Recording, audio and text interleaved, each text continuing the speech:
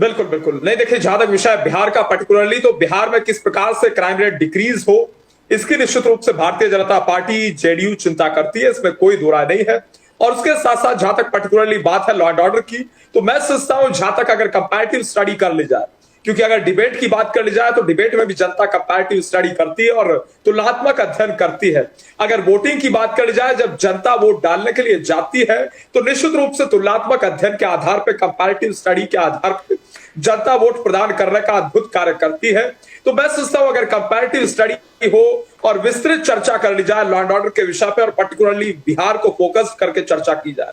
तो ये बिल्कुल स्पष्ट है कि भारतीय जनता पार्टी और जेडीयू के राज में जिस प्रकार से क्राइम रेट डिक्रीज हुआ है, और उसके साथ साथ अगर बात करी जाए लालू राज की, तो जंगल राज था, जो अवैध कार्य होते थे, जो वसूलियां होती थी। और उदाहरण के रूप में अगर दो तीन उदाहरण केवल मैं गिरा दूं, क्योंकि अगर विस्तृत रूप में मैं जाऊंगा लंबा समय लग जाएगा। सिवान के शाबदीन की बात कर जाए, सिवान के शाबदीन और उसके बाद उनके तेजाब कांड की बात कर जाए, तो तमाम सारी घटनाएं लोग स्पष्ट रूप से जानते हैं कि किस प्रकार से और इस प्रकार इस प्रवृत्ति के लोग, इस प्रकार के लोगों को लालू यादव जी की पार्टी आरजेडी के द्वारा